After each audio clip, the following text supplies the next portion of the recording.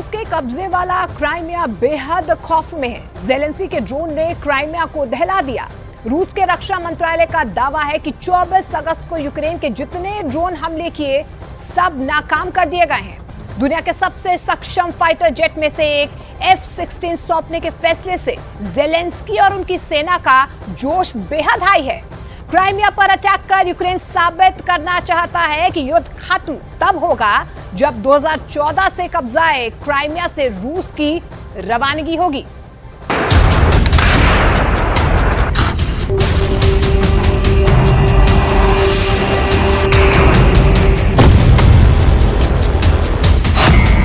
एक, 2, 3, 4, 5, 6, 7 या 8 नहीं 40 ड्रोन। मतलब रात भर ड्रोनों से यूक्रेन ने क्राइमिया पर बारूद की इतनी बारिश की है कि लगता है कि पुतिन के कीव विजय का सपना दरक जाएगा, चकनाचूर हो जाएगा, क्योंकि सिर्फ 24 घंटे में क्राइमिया पर 40 ड्रोन और पिछले 10 दिनों का हिसाब लगाएं तो कुल 100 ड्रोन।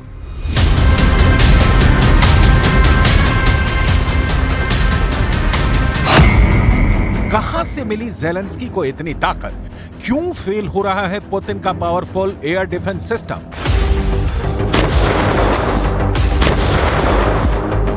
ज़ेलेंस्की के ड्रोन की तबाही की तस्वीरें एक एक कर आपको दिखाएंगे। आपको बताएंगे कि कैसे यूक्रेन ने अपने काउंटर अटैक की धार इतनी बढ़ा दी है कि रूस की फोर्स को अब सांस लेने में भी तकलीफ होने वाली है।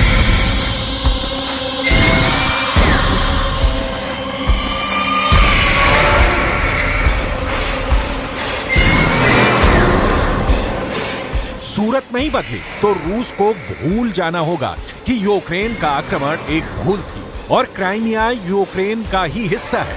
लेकिन इन सब की डिटेल आगे। फिलहाल तो वो तस्वीर देखिए जिसके कारण मॉस्को में खलबली मची है।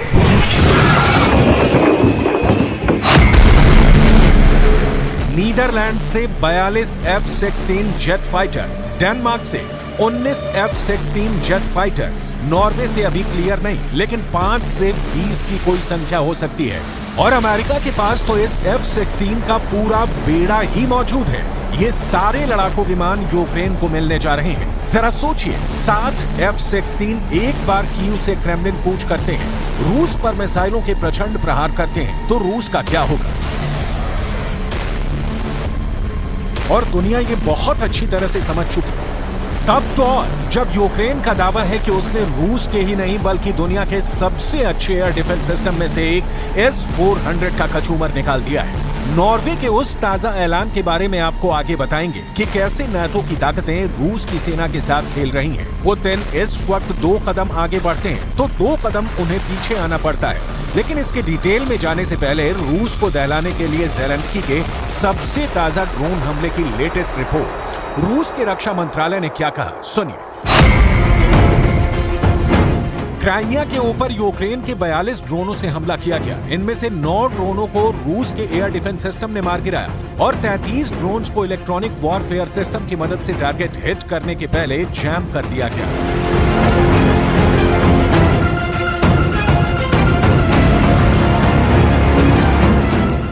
क्राइमिया युद्ध के शोलों से दहकने लगा है। पुतिन के इस सुरक्षित इलाके को ज़ेलेंस्की ने विस्फोटकों का जहन्नुम बना दिया है।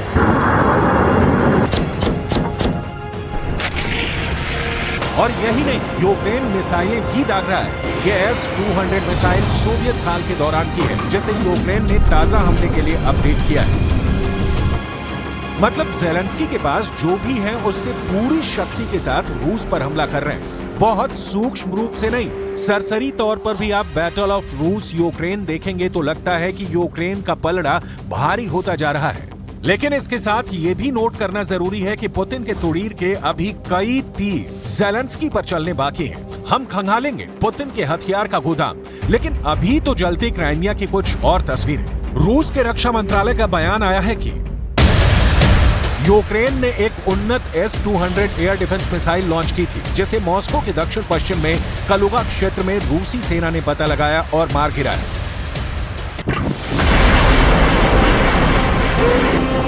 क्राइमिया के उस कर्च ब्रिज को भी यूक्रेन निशाना बना रहा है, जो रूस की सेना के लिए मुख्य रसद और हथियार सप्लाई लाइन है।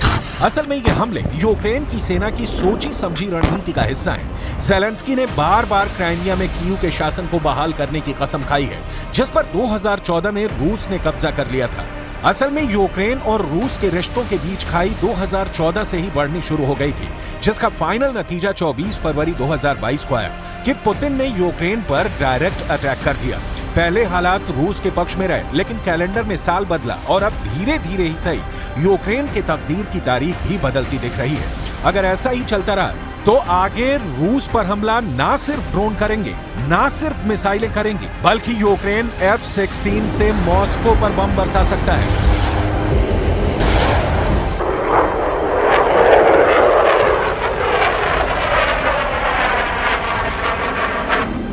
लेपर्ड टैंक और पैट्रियट एयर डिफेंस सिस्टम की तरह ही अमेरिकी F-16 लड़ाकू विमान को सौंपने पर सहमति एक लंबी बातचीत के बाद बनी है।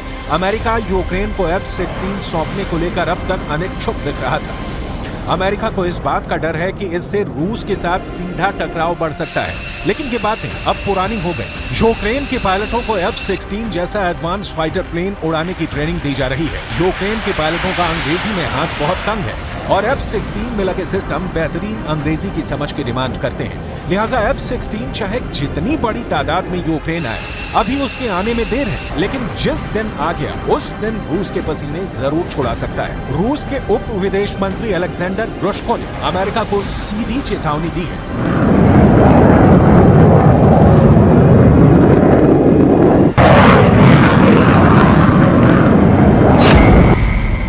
कि अगर वो यूक्रेन को लड़ाकू विमान देते हैं तो उन्हें भारी खतरे का सामना करना पड़ेगा।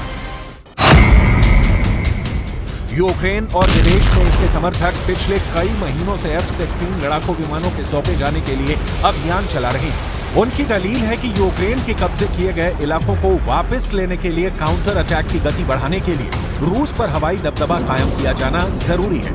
यूक्रेन की वायुसेना के प्रवक्ता यूरी इहनात ने मई में कहा था, जब हमारे पास F-16 आ जाएंगे तो इस युद्ध को हम जीत लेंगे। मिलिट्री एक्सपर्ट्स भी मानते हैं कि बिना असरदार हवाई सपोर्ट का मतलब है कि ज्यादा से ज्यादा सैनिकों की क्षति। ये क्षति यूक्रेन बहुत दिनों तक नहीं झेल सकता। युद्ध जारी रहेगा।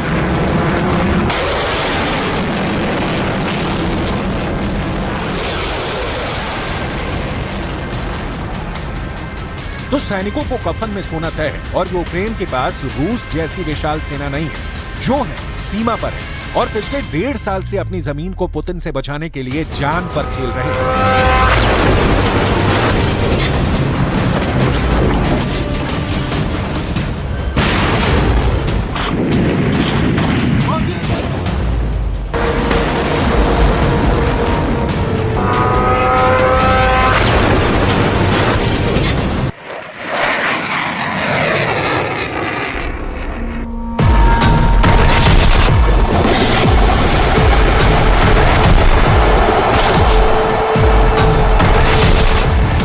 F-16 से ज़ेलेंस्की रूस पर किस लेवल का हवाई दबाव बना पाएंगे, ये तो F-16 के यूक्रेन आने और उसके ऑपरेशन स्टार्ट करने और रूस को उसका जवाब देने की बात ही तय हो पाएगा। फिलहाल डेनमार्क के प्रधानमंत्री मेट फ्रेडरिक्सन की ज़ेलेंस्की को F-16 देने के पीछे की मंशा पर फोकस करते हैं। इस डिलीवरी का मतलब है यूक्रेन को बचाना। हम ये जेट नए साल तक देना शुरू कर देंगे, पहले 6, इसके बाद अगले साल 8 और फिर बाकी 5 लड़ाकू जेट 2025 तक डिलीवर होंगे। यूक्रेन के हौसले में एक नई जान आ गई है। क्यों? इसे F-16 की बेहद छोटी सी जानकारी में समझिए। F-16 को दुनिया में सबसे अधिक सक्षम लड़ाकू विमान माना जाता है। इसे प्रेसिजन गाइडेड मिसाइल और बमों से लैस किया जा सकता है। ये 2400 किलोमीटर प्रति घंटे की रफ्तार से उड़ सकता है। अचूक निशाना साधने की F-16 की क्षमता। F-16 के सिर्फ यही 3 गुण पुतिन के लिए चिंता का सबब बन सकते हैं, क्योंकि यूक्रेन को रूसी सेना पर सभी मौसमों में और रात के समय भी सटीकता के साथ हमला करने वाला हथियार मिलने जा रहा है। दुनिया भर के एक्सपर्ट्स का मानना है कि यूक्रेन के पास कई तरह के लड़ाकू विमान हैं, जिसमें ज्यादातर मिग हैं जो सभी सोवियत युग के हैं, जबकि दूसरी तरफ रूस अत्याधुनिक विमानों का इस्तेमाल करता है जो ज्यादा ऊंचाई पर उड़ सकते हैं और बहुत दूर से ही दूसरे विमान की टोह लगा सकते हैं। यूक्रेन एयरफोर्स कमांड के प्रवक्ता यूरी इनहक को सुनिए। हमारे विमानों के मुकाबले रूसी लड़ाकू विमान अपने रेडार से 2 से 3 गुना दूर हालात का आकलन कर सकते हैं। हमारे लड़ाकू विमान कुछ भी नहीं देख सकते। लगातार होने वाले मिसाइलों और ड्रोन हमलों से अपनी रक्षा करने और काउंटर ऑफेंसिव को सपोर्ट करने के लिए अत्याधुनिक लड़ाकू विमानों की जरूरत है। इस विमान को बनाने वाली अमेरिकी मिलिट्री इक्विपमेंट निर्माता कंपनी लॉकहीड मार्टिन के मुताबिक मौजूदा समय में पूरी दुनिया के 25 देशों में 3000 F-16 लड़ाकू विमान इस्तेमाल में हैं। अमेरिका के विदेश मंत्री एंटनी ब्लिंकन ने डेनमार्क और नीदरलैंड्स के विदेश मंत्रियों को विमान सौंपने की बाबत मंजूरी की एक चिट्ठी भेजी थी। ये चिट्ठी असल में F-16 यूक्रेन को देने की राह नहीं खोल रही, बल्कि आगे भी किसी बेहद संवेदनशील हथियार यूक्रेन को पहुंचाने का रास्ता खोलती है। नॉर्वे इस वक्त अपने हथियारों का आधुनिकीकरण कर रहा है। उसके पास अमेरिका के दिए बहुत सारे F-16 पड़े हैं जो नया जेट फाइटर आने के बाद उसके लिए बेकार है। यही नहीं, F-16 की सप्लाई 2025 तक तय करने के पीछे का मकसद सीधा सा दिखता है कि नाटो की ताकतें दुनिया के मंचों से भले ही युद्ध का द एंड करने की अपील करती हो, लेकिन उनकी मंशा ऐसी नहीं है। पश्चिमी ताकतें चाहती हैं कि युद्ध जारी रहे और यूक्रेन उनके हथियारों का डंपिंग ग्राउंड बना रहे। पुतिन को ज़ेलेंस्की आंख दिखाते रहे। युद्ध के नतीजे से चीन भी सीख लेता रहा कि ताइवान बहुत दूर है और सबसे बड़ी बात यह कि अमेरिका का वर्चस्व बना रहे। ज़ेलेंस्की इन्हीं पश्चिमी ताकतों का मोहराभर है। इस्तेमाल की हुई चीजों को इस्तेमाल करने पर रिजल्ट 100% कहां से हो सकता है? ज़ेलेंस्की को F-16 मिलेंगे तो वो किस हाल में होंगे, ये देखना भी जरूरी है, क्योंकि ज़ेलेंस्की को लेपर्ड 2 टैंक मिलने के समय जोर का झटका लगा था। वादा लेपर्ड के सबसे एडवांस वर्जन का हुआ और मिला नंबर 2। हालांकि आगे लेपर्ड वाली डील जर्मनी ने सुधार ली। ऐसे ही कई और हथियार हैं जिनकी उपयोगिता निर्माणकर्ता देश में समाप्त हो चुकी है, लेकिन यूक्रेन उसे ऑपरेट करने के लिए मजबूर है। कोई चारा नहीं है। इस फ्रंट पर ज़ेलेंस्की बहुत मजबूर दिख रहे हैं, लेकिन युद्ध के मैदान वाले फ्रंट में ज़ेलेंस्की बहुत मजबूत दिख रहे हैं। इस बीच कीव की रातें बेसब्री में कट रही हैं कि कब F-16 आए और यूक्रेन डायरेक्ट बारूद की बारिश कर दे। और हाँ, ये याद रखना बहुत जरूरी है कि ये F-16 परमाणु वॉरहेड वाली मिसाइलें बड़ी क्षमता के साथ दागता है, मतलब ड्रोन, मिसाइल, फाइटर जेट और आखिरकार परमाणु युद्ध।